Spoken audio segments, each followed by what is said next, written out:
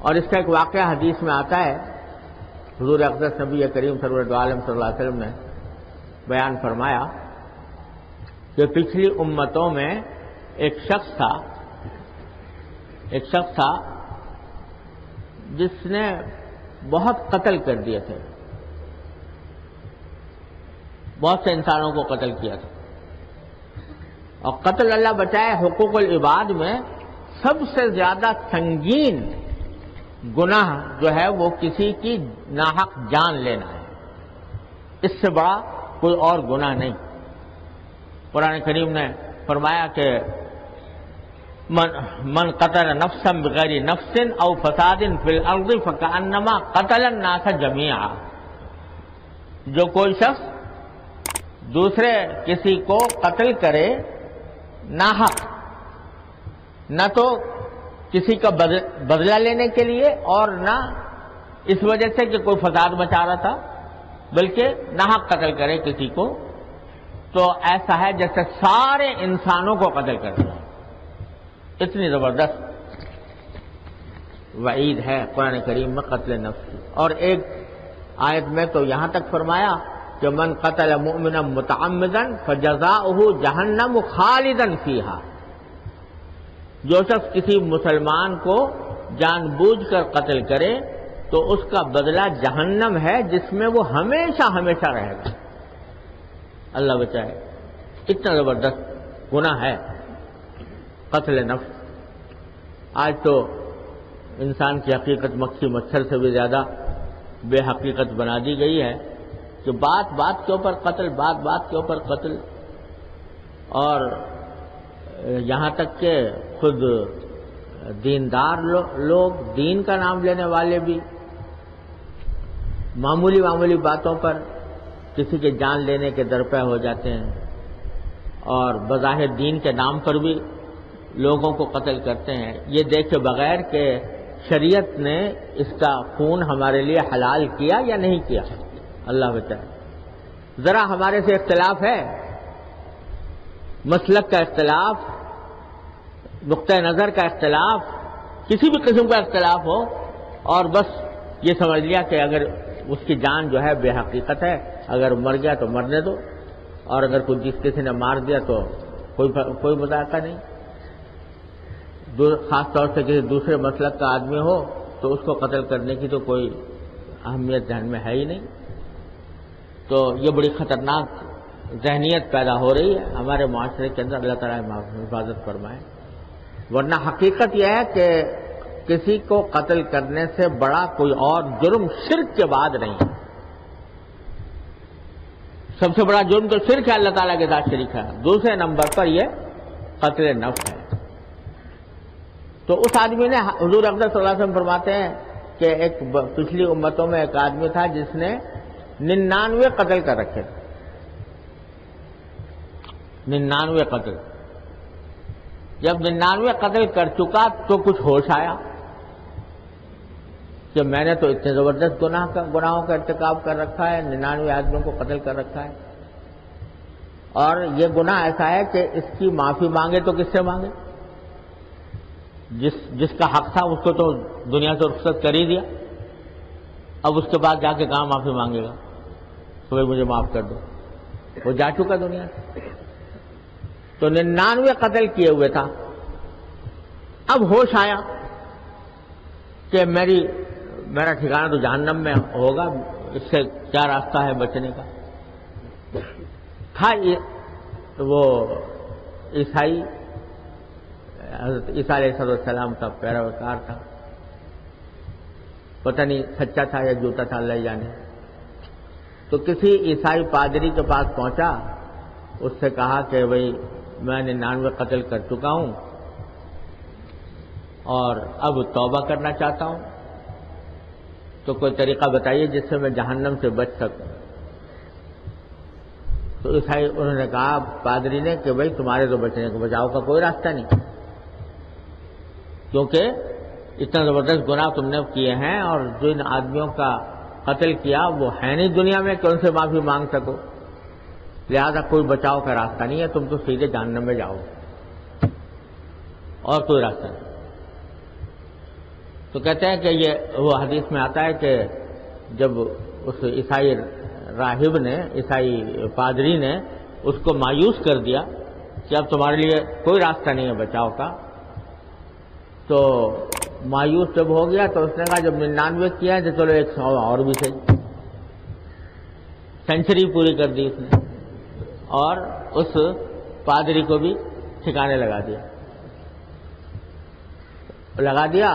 اب اس کے بعد پھر پریشان ہوا کہ یہ میں نے 99 کے تو 100 کر دیا اور کیا راستہ ہو۔ پھر کسی کے پاس گیا، اس سے جا کے پوچھا تو اس نے، کوئی اللہ کا نیک بندہ تھا، اس نے کہہ دیا کہ بھائی مجھے یہ خیال ہوتا ہے کہ تم فلاں بستی میں چلے جاؤ، وہاں اس بستی میں نیک لوگ رہتے ہیں، ان کی صحبت اختیار کرو، اب تک جو کچھ کیا اس سے توبہ کرو، اور فلاں بستی میں جا کر وہاں نیک صحبت اختیار کرو، نیک لوگ رہتے ہیں، تو جب تم وہاں جا کے نیک صحبت اختیار کرو گے اور اپنے گناہوں کو چھوڑ دو گے اور اللہ تعالیٰ کے حکموں کی اطاعت شروع کر دو گے تو امید ہے کہ اللہ تبارک و تعالیٰ تم پر فضل فرما دے، رحمت کی نظر ہو جائے اور پھر اللہ تعالیٰ تمہیں کسی طرح معاف فرما دے۔ تو یہ شخص جو تھا، اب اس کو کچھ امید پیدا ہوئی، یہ اس اپنی بستی کو چھوڑ کر اس بستی کی طرف روانہ ہوا۔ ابھی بستی میں پہنچا نہیں تھا، آدھے راستے پر تھا کہ وہاں موت آ گئی اور ملک الموت پہنچ گئے، روح قبض کر لی، انتقال ہو گیا۔ تو حدیث میں فرمایا کہ جس وقت انتقال ہونے لگا تو یہ شخص تھوڑی بہت جان باقی تھی، تو اس وقت جتنا بھی اس میں جان باقی تھی تو اپنا سینہ جو ہے وہ اٹھا کر اس طرف چل رہا تھا جس طرف اس کو جانا تھا، نیک لوگوں کی بستی کی طرف، سینہ اٹھا کر کہ تھوڑا تھوڑا سرک کے کسی طرح جتنا بھی قریب ہو سکوں اس بستی کے قریب ہو جاؤں۔ اسی حالت میں انتقال ہو۔ تو اب ملائکہ رحمت اور ملائکہ عذاب دونوں کے درمیان اس میں کلام ہوا کہ بھئی یہ کس کا آدمی ہے۔ جو عذاب کے فرشتے تھے انہوں نے کہا یہ تو ہمارا آدمی ہے، کیونکہ 100 آدمی قتل کر چکا، لہذا اس کو ہمیں لے جانا ہے جہنم کی طرف۔ اور جو رحمت کے فرشتے تھے انہوں نے کہا نہیں، یہ چل چکا تھا سیدھے راستے پر، توبہ کر چکا تھا اور سیدھے راستے پر جا رہا تھا، تو اس نے اپنی سی کوشش کر لی تھی، لہذا یہ ہمیں لے جانا چاہیے۔ تو جب دونوں کے درمیان یہ اختلاف ہوا تو اللہ جل جلالہ سے پوچھنے کے لیے کہ گئے کہ یہ اس کے ساتھ کیا معاملہ کیا جائے، تو آپ اللہ تعالیٰ تبارک و تعالیٰ نے فرمایا کہ اس کے درمیان ناپو جگہ، یہ اپنی پرانی بستی سے کتنا دور ہے اور نئی بستی جس کی طرف جا رہا تھا اس سے کتنا دور ہے۔ تو جب ناپا گیا تو معلوم ہوا کہ وہ جو بستی جس کی طرف جا رہا تھا اس سے 1 ذراع زیادہ قریب تھا، آدھے راستے پر تھا لیکن اس کی طرف 1 ذراع زیادہ بڑھ چکا تھا۔ تو اللہ تبارک و تعالیٰ نے فرمایا کہ اب اس کی مغفرت کی جاتی ہے اور اس کو قبول کر لیا جاتا ہے۔ یہ حدیث میں رسول کریم صلی اللہ علیہ وسلم نے واقعہ بیان فرمایا پچھلی امتوں کے شخص کا۔ علماء کرام نے اس کے اوپر اس حدیث کی شرح کرتے ہوئے یہ سوال اٹھایا کہ بھئی یہ تو اتنے سارے آدمیوں کا قاتل تھا اور قتل جو ہے اس کا تعلق حقوق العباد سے ہے، تو صرف توبہ کر لینے سے تو معاف نہیں ہونا چاہیے تھا، یہ کیسے معاف ہو گیا جب بغیر ان لوگوں کے معاف کیے ہوئے؟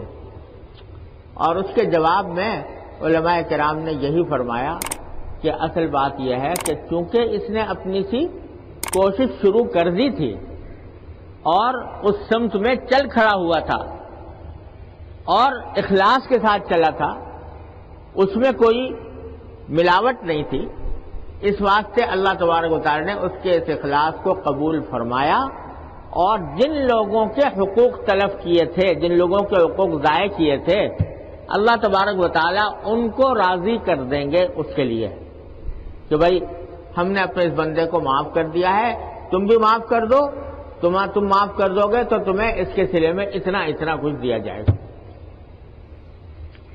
تو یہ اللہ تبارک و تعالیٰ کی رحمت، ایسی صورت میں بھی رحمت سے مایوس نہ ہونا چاہیے، کتنا گیا گزرا آدمی ہو، اس نے حقوق ضائع کیے ہوئے ہوں، لیکن جب ایک مرتبہ توبہ کر کے تلافی کی طرف چل پڑتا ہے آدمی، تو پھر اللہ تبارک و تعالیٰ کی رحمت سے امید رکھنی چاہیے کہ اللہ تبارک و تعالیٰ اپنے فضل و کرم سے معاف فرمائے۔ لیکن یہ ساری بات جو ہے نا، یہ اللہ تعالیٰ کی رحمت کی ہے۔ قانون تو وہی ہے کہ کسی بندے کا حق بغیر اس کے معاف کیے ہوئے معاف نہیں ہوتا، قانون وہی ہے، لیکن اللہ تبارک و تعالیٰ اپنی رحمت سے ایسے بندے پر بعض اوقات رحم فرما دیتے ہیں کہ جو اپنی سی پوری کوشش کر چکا۔